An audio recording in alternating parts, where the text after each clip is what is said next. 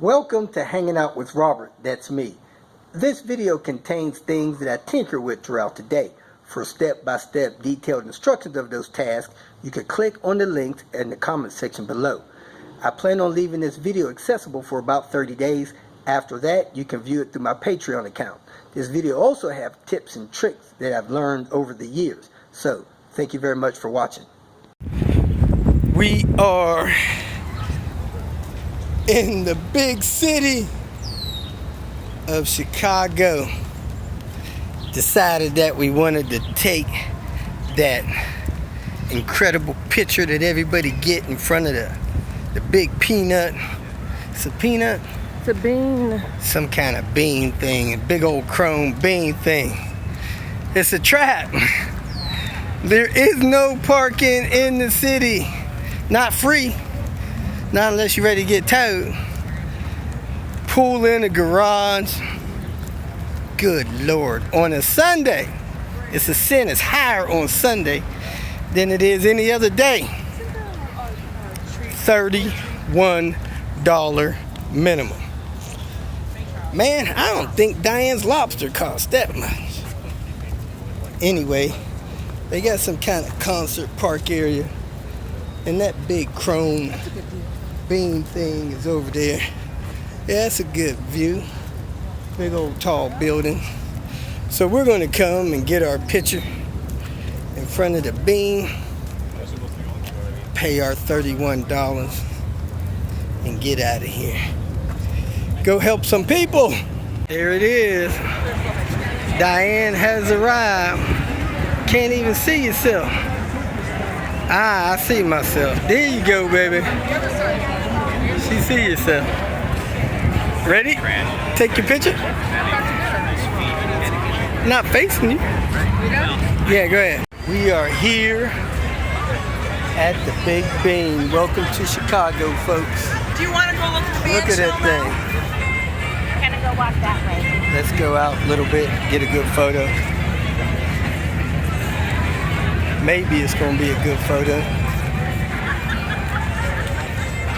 There you go. Look at the camera, baby. Smile.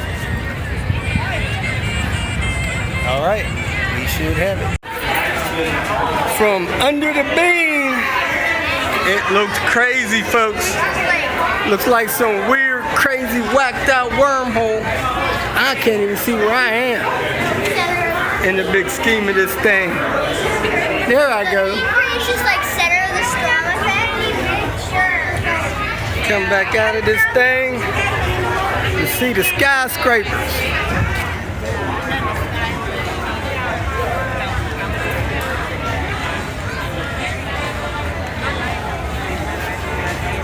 Got little carnival things going on over there. I'm here in North Aurora, messing with a 2001 V70.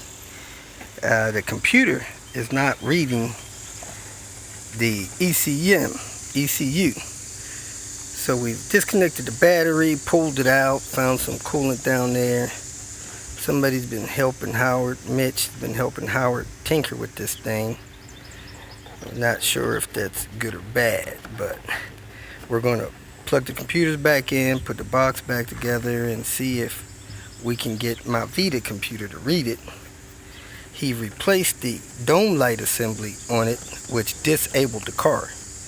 These 2001 and newer vehicles just do not like computerized items being swapped out. Same vehicle, everything, but that's part of the security system. So it disabled the vehicle, then he switched it back. It's allowed the vehicle to start, but it's still having issues. So why'd you replace that dome light assembly in the first place?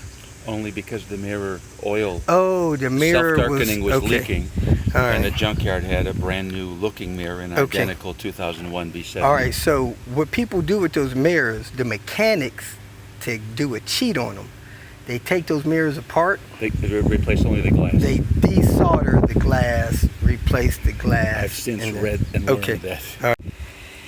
They were trying to get the ECM and PCM out. Ended up getting this tool from eBay, which seemed to be a decent buy. So they were able to get the computers out and back in with this. So let me get these computers locked back in with the tool.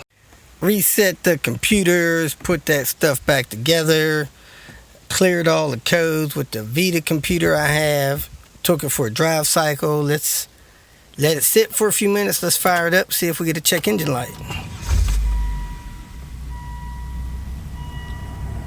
And there it is, folks. Check engine light after the drive cycle. So I'm going to scan with the computer, try to figure out why it's got the check engine light, and go from there. What's wrong with this vehicle? Here I am outside of Chicago with my buddy John from the Witness Protection Program in Marseilles, Illinois.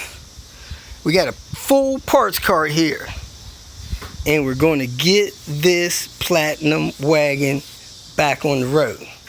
We got a crate engine.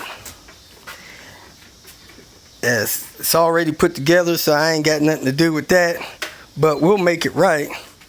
And we got to drop it in here. So first thing we got to do is get that torque converter back in there.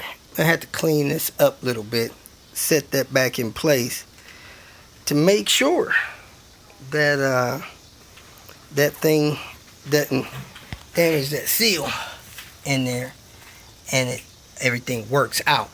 I know how problematic this could be.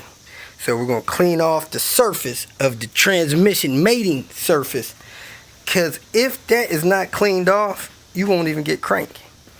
So you got to clean that off, clean off where it mates here.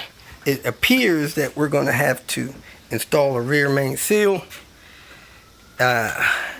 set these seals in a little better, and just get this thing to where it'll be running. Somebody put the crank sensor on the back of the block. Oh yeah, that's where it belongs. All right, it's in the right place. Man, I had a bad brain burp there.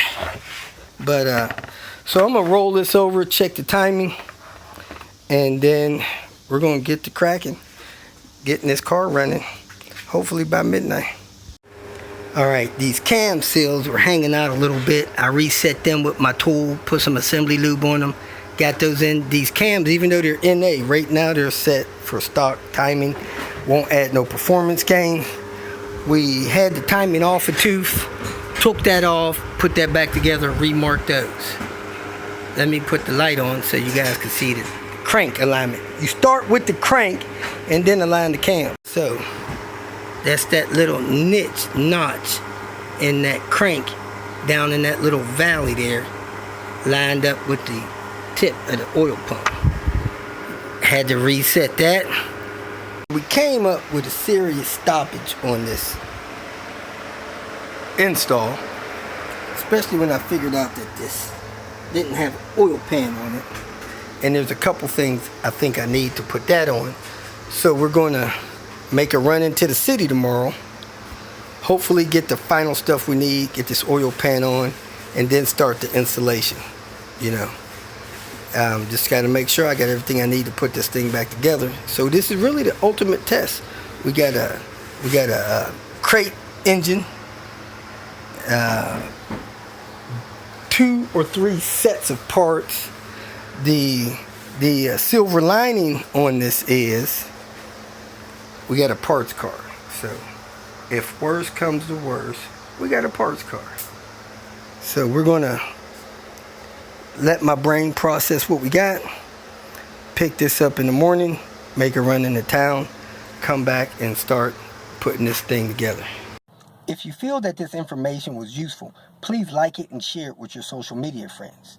You can subscribe to my channel so that you will get notifications of future videos that I post. You can follow me on Twitter, and if you need to contact me directly, please visit my website. And if you have any questions, leave them below, and someone or myself will reply to them. Again, thank you very much for watching.